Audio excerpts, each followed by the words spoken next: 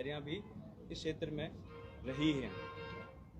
आज़ादी के समय जब भारत और पाकिस्तान के रूप में इस हिस्से का बंटवारा हुआ तो थार रेगिस्तान जो है वो कुछ हिस्सा उसका हिंदुस्तान में रह गया और कुछ हिस्सा उसका पाकिस्तान में रह गया। पर जैसा मैंने बताया कि इसके बावजूद हमारे आपसी संबंध बने रहे, हमारा आना जाना बना रहा, हमारे परस्पर रिश्तेदारियां जो हैं बनी रही। वहाँ से लोग यहाँ आकर अपने बच्चों की शादियों जो है लगातार करते रहे और यहाँ से जो हैं यहाँ के जो परिवार हैं वहाँ पर भी वो इसी तरह से रिश्तों के बंधनों में जो है बंधे रहे। और किसी भी क्षेत्र को जो है उसमें आपसी और परस्पर ताना बाना बना रहे, इसके लिए आवागमन का जो साधन होता है वो सबसे महत्वपूर्ण होता है। और हमारे इस पूरे क्षेत्र में जो सबसे बड़ा परस्पर आने जाने का जो साधन हुआ करता था वो आज़ादी से पूर्व 1892 में तत्कालीन रियासतें जो थी हैदराबाद और मारवाड़ की, उन्होंने एक रेल मार्ग के मार्फत इसे शुरू किया और एक रेल मार्ग के मार्फत इन दोनों रियासतों को जोड़ के रखा, जिसमें पूरा थार डेजर्ट जो है वो कवर होता था। आज़ादी तक वो अनवरत यूं ही चला। उसके बाद में 1965 तक भी वो लगातार चला। 1965 के अंदर जो ये रेल मार्ग जो है वो बंद हुआ।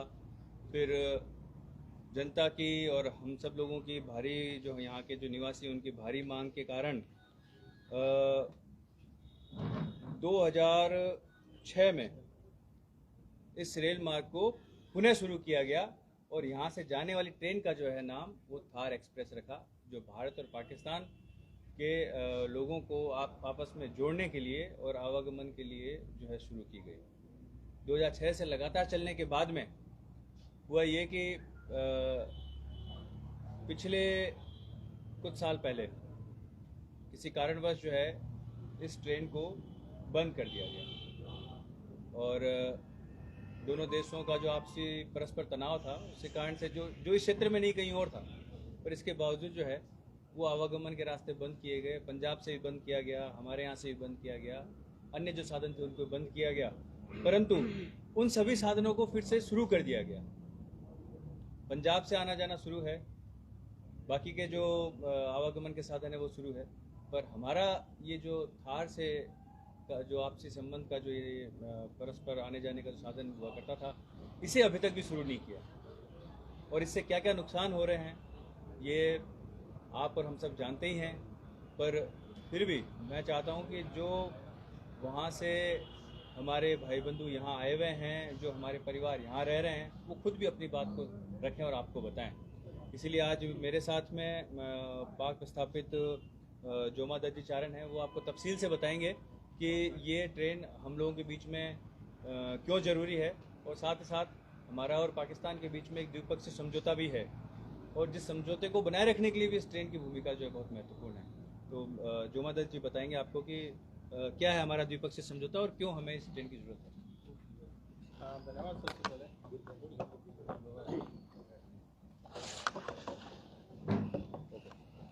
सबसे पहले तो 1892 के अंदर जब एक ट्रेन की ज़रूरत थी तो आप इस दोनों इलाकों की महत्वता इस बात से समझ सकते हैं कि उस ज़माने में भी एक ट्रेन चलाई गई थी जो लोगों को कनेक्ट करती थी, और अगर आज देखा जाए तो उसकी कई गुना ज़्यादा ज़रूरत है। लेकिन ये बहुत एक दुर्भाग्यपूर्ण है कि इसको 2019 में और 65 साल के एक बड़े संघर्ष के बाद जो ट्रेन शुरू हुई थी उसको 2019 में एक छोटे कारण के कारण ये बंद कर दिया गया।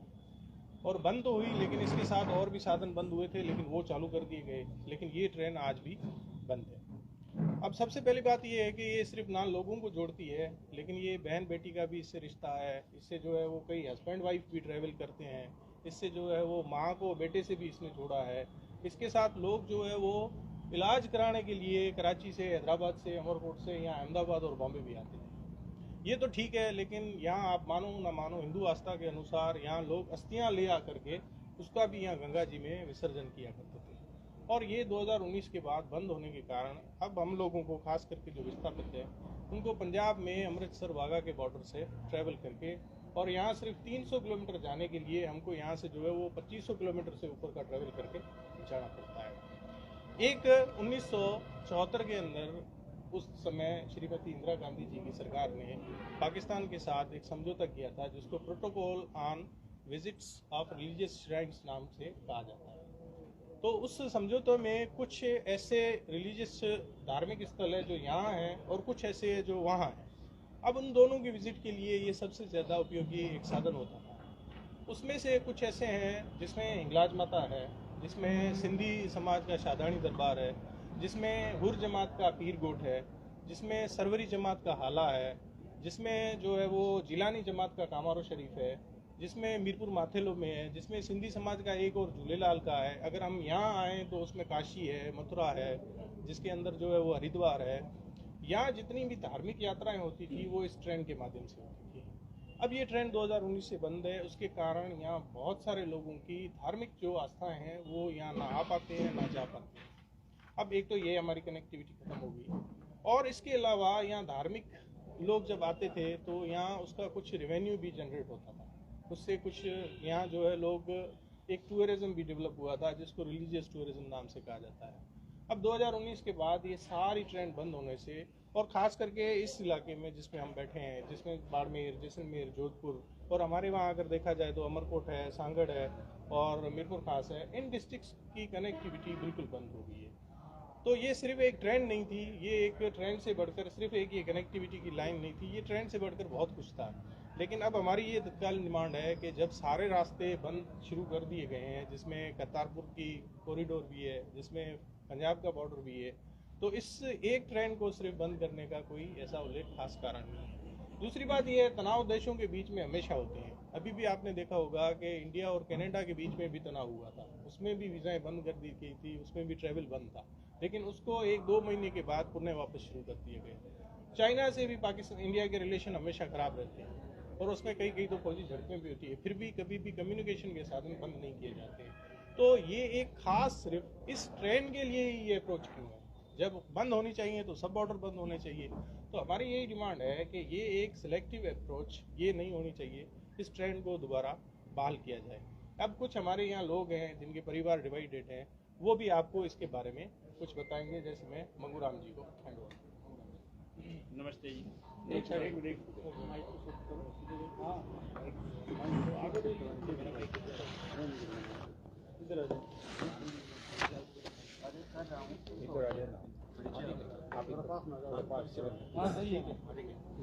सही।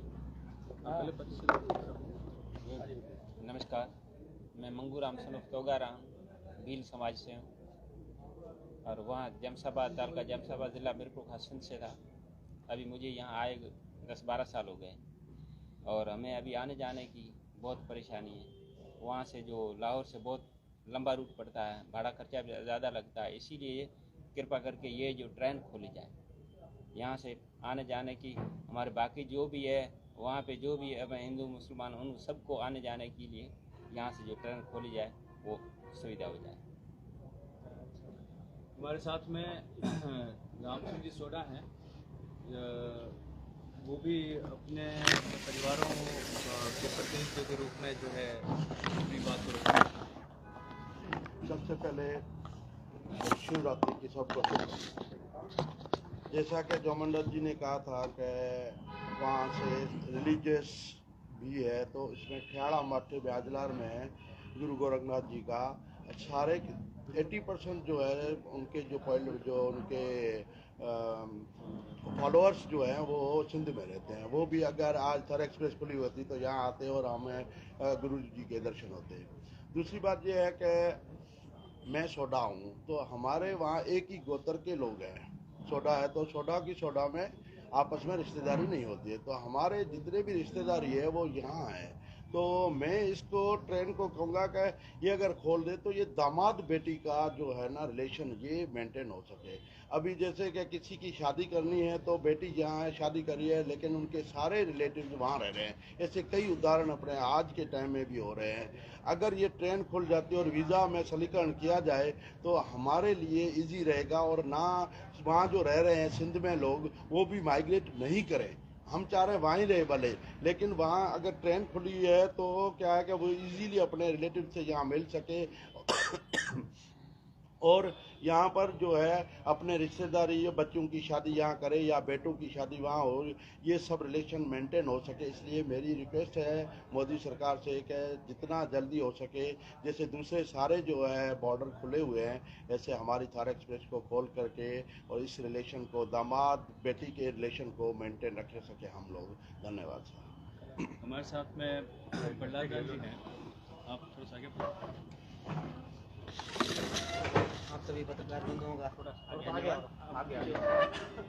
जैसा आज़ाद सिंह जी ने, जोमानंद जी ने, राम सिंह जी ने, मंगूराम जी ने इस रेल यात्रा रेल रूट बंद होने के बाद की जो समस्या है उनके बारे में आपको बताया। वास्तविकता ये है कि पीपल टू पीपल कांटेक्ट जितना बढ़ेगा उतना ही आपसी रिश्ते भी बढ़ते हैं। सिंध और हिंद के रिश्ते हमारे यहाँ पर्टिकुलरली राजस्थान और सिंध की कनेक्टिविटी भी साथ में थी, आपस में रिश्ते सदियों से हैं। ठीक है, विभाजन के बाद में कुछ समस्या आई, पर ये अगर रास्ता चालू होता, नहीं चालू है तो भी दूसरी जगह से आते हैं। दूसरे यहाँ एजुकेशन का स्तर भी कम था, सिंध में भी कम है और हमारे यहाँ मारवाड़ में भी कम है। तो अनपढ़ लोग हैं बेचारे, वो अपने रिश्तेदारों से मिलने के लिए 2500 किलोमीटर का राउंड अप सफ़र करके उनको आना पड़ता है, जो उनके लिए बहुत दूभर होता है। यहाँ ये रूट अगर चालू होता तो बुजुर्ग माँ है, अपनी बेटी उन्होंने पहले वहाँ कहीं ब्याही है या वहाँ से बेटी यहाँ ब्याही हुई है, वो अपने पेरेंट्स से अपने पियर में जाने के लिए 27, 28, 30 साल हुए, नहीं जा पाई थी। 2006 में जब ये रूट खुला तो लोगों के लिए एक वरदान सिद्ध हुआ था। 2019 के बाद जिन भी कारणों से ये बंद रहा है, अब सरकार से हमारा सबसे ये सबका निवेदन है कि इस रूट को पुनः चालू किया जाए ताकि आम लोगों को फ़ायदा हो सके। 2500 किलोमीटर का चक्कर न लगा करके जब वो रूट चालू हो गए हैं तो सिंधियों ने और मारवाड़ियों ने हमने क्या गुनाह किया। सिंध और गुजरात, इवन यहाँ पंजाब के भी कुछ इलाके जो हमारे से मिलते हुए, उनको आवागमन के लिए बहुत सुगम रास्ता था, सुविधा थी लोगों के लिए। और पीपल टू पीपल कांटेक्ट जो बढ़ाना है, उससे हमारे रिश्ते सुधरेंगे। इसलिए हमारा ये आह्वान है कि मेहरबानी करके इस रूट को चालू करें। धन्यवाद। साथियों, जैसा अभी आपने सुना और समझा कि ये हमारे लोगों की एक दुख है, एक दर्द है, और आप और मैं मिलके ये हमारा फर्ज बनता है कि हम हमारे लोगों का जो दुख और दर्द है उसकी एक आवाज़ बने। मेरा राजनीति में होने का भी मकसद यही है और आपका पत्रकारिता में होने का मकसद भी यही है कि हम हमारे लोगों का जो है दुख दर्द की आवाज़ बन सकें। और मैं आपसे विशेष तौर पे ये कहना चाहता हूँ कि ये किसी पार्टी से जुड़ा हुआ मुद्दा नहीं है, ये किसी देश से जुड़ा हुआ मुद्दा नहीं है, ये लोगों से जुड़ा हुआ मुद्दा है। दो इस तरह के लोग जो एक ही क्षेत्र में रहे हैं, एक ही साथ पले बड़े हैं, उन्हें अलग हो जाना और उन्हें आपस में नहीं मिलने देने जो है ये कहीं ना कहीं किसी भी तरह से जायज़ नहीं है। इसलिए ये लोगों से जुड़ा विषय है। मैं आप सब लोगों से ये उम्मीद करता हूँ कि हम लोग जिस प्रोफेशन में हैं उस प्रोफेशन में हमारा ये दायित्व बनता है कि हम लोग लोगों की बात को रखें, लोगों की बात को समझें और लोगों की बात को आगे तक पहुँचाएँ। मैं उम्मीद करता हूँ कि आपके मार्फत ये बात आगे तक जाएगी। साथ ही साथ जैसा कि मैंने पिछले दफ़े भी कहा था, मैं इस दफ़े भी कहता हूँ कि हमारे जनप्रतिनिधि किसी भी दल से जुड़े हुए हों, क्योंकि ये मुद्दा हमारे बाड़मेर का है, हमारे बाड़मेर के लोगों का है, इस थार के रेगिस्तान का है। तो मैं आपके मार्फत उन जनप्रतिनिधियों से भी अपील करता हूँ कि इस मुद्दे को वो विधानसभा में, लोकसभा में, जिस प्लेटफॉर्म पे वो रख सकते हैं, अपने पार्टी के विदिन जहाँ कहीं भी या किसी और संगठन के मार्फत भी वो अगर इसे रखेंगे तो हमारे इस मुद्दे में कहीं ना कहीं जो है ताकत मिलेगी और यहाँ के लोगों को जो है कहीं ना कहीं कुछ रिलीफ मिलेगा। इस दुख दर्द को वो समझें और जब भी मुद्दों की बात हो तो इधर उधर बच के भागे नहीं, उन मुद्दों पर जो है बात करें, अपने लोगों की बात करें और जहाँ जहाँ सक्षम रूप से वो रख सकते हैं तो वहाँ तो उन्हें रखना ही चाहिए, ये बात उन्हें करनी ही चाहिए। धन्यवाद। सर, करतारपुर कॉरिडोर को करोड़ों रुपए खर्च करके चालू किया गया, वहाँ की जन भावनाएं की इतनी कद्र हो गई, थार की जन भावनाओं की कद्र नहीं हो रही है। किस एंगल से देखते हैं? क्या ये राजनीतिकरण? आपके सवाल को थोड़ा सा उसमें मैं चेंज करूँ। करतारपुर बॉर्डर के लोगों के जनप्रतिनिधियों की बात सुनी गई और हमारे जनप्रतिनिधियों ने इस बारे में बात नहीं की है, इसलिए उनकी बात को नहीं सुना गया। देखिए, एक बहुत इस सिस्टम को हमें समझना चाहिए कि हम जिस लोकतांत्रिक व्यवस्था में रह रहे हैं, जनता की आवाज़ जो है वो जनप्रतिनिधि के माध्यम तक ही आगे पहुंच पाती है। संसद में तो आप और मैं बात नहीं रख सकते, लोकसभा में तो, विधानसभा में तो आप और मैं बात नहीं रख सकते। हम लोग यहाँ बात रख सकते हैं ताकि हमारे जनप्रतिनिधि इस बात को जो है समझे और आगे बात को रखें। मैं पंजाब के राजनेताओं को जो है मजबूत मानता हूं कि जिन्होंने ये अपनी बात को रखा, अपने लोगों की समस्याओं को हल किया। और कहीं ना कहीं हमारे जनप्रतिनिधि जो है इसमें कमज़ोर हैं और वो हमारी बात को नहीं रख पा रहे हैं। पिछले हमारा प्रतिनिधित्व लोकसभा में भी है, हमारा प्रतिनिधित्व विधानसभा में भी है, और जो है हमारा अगर जनप्रतिनिधि इस बारे में बात नहीं कर रहा है तो हमें उसका जो है खामियाजा भुगतना पड़ रहा है। जबकि सरकार हर बार नागरिकता के नाम पर टीआरपी लेती रहती है, और जब हकीकत की बात करें और धरातल की बात करें तो नागरिकता के अलावा हम कुछ ही नहीं। हमारे परिवार के लोग वहाँ पर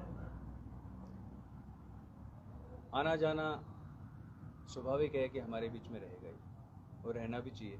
मेरे परिवार का कोई व्यक्ति अगर वहाँ रहे और वो यहाँ आना चाहे तो उसे आने जाने की छूट क्यों नहीं दी जाए। टीआरपी को भी छोड़िए, क्या ये एक मानवीय मुद्दा नहीं है कि एक बेटी जो है वो माँ से मिल सके, एक पिता जो है पुत्र से मिल सके, एक नए रिश्ते की शुरुआत हो सके, एक भाई एक बहन से मिल सके? ये मानवीयता नहीं है क्या? टीआरपी से पहले हम लोग मानव भी तो हैं, इंसान भी तो हैं, और ये इंसान की बात इसलिए मैं बोल रहा हूँ आपको कि हम लोग राजनीति में भी रहते हुए भी, पत्रकारिता में आप लोग रहते हुए भी, हम लोग 100 काम करते हैं। मुझे मालूम है कि हमें बहुत सारे काम करने ही होते हैं, बहुत सारी सब चीज़ें करनी होती हैं। इसके बावजूद मेरा आप लोगों से निवेदन है, और मेरा बाकी जनप्रतिनिधियों से भी आपके मार्फत निवेदन है, और आप भी उनसे बात कीजिए कि साहब जब हमारे बाड़मेर के जो इस तरह के मुद्दे हैं जो जनहित से जुड़े हुए हैं उन पे कोई क्यों नहीं बात करता, उस पर क्यों नहीं। और जब तक हम लोग बात नहीं करेंगे तो इस लोकतंत्र में जब तक आप बात नहीं रखोगे, आपकी बात को समझा कैसे जाएगा, सुना कैसे जाएगा, और उस पर फैसला कैसे होगा। इस मामले में आपने विदेश मंत्रालय से या कहीं से आपने बात की है, किस कारण बंद है और क्यों नहीं खोले जा रही है? अगर सिर्फ बात पत्राचार की करें तो इस बारे में विदेश मंत्रालय से पहला पत्राचार हो चुका है, पर किसी तरह का जवाब जो है वहाँ से प्राप्त हुआ नहीं है। मैं उम्मीद करता हूँ कि अब, क्योंकि देखिए कि अब जो है एक ऐसा वक्त है कि जिस समय हमें उम्मीद है कि परिस्थितियाँ भी अनुकूल है, और दोनों देशों के मध्य अभी तनाव वाली स्थिति भी ऐसी नहीं है। और जैसा मैंने बताया कि तनाव के बाद में तो बहुत सारी स्थितियाँ बदल गई, पंजाब का और दूसरा जो हिस्सा है उसे शुरू कर दिया गया।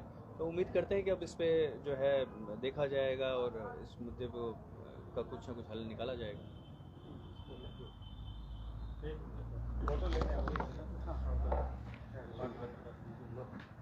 हटाना।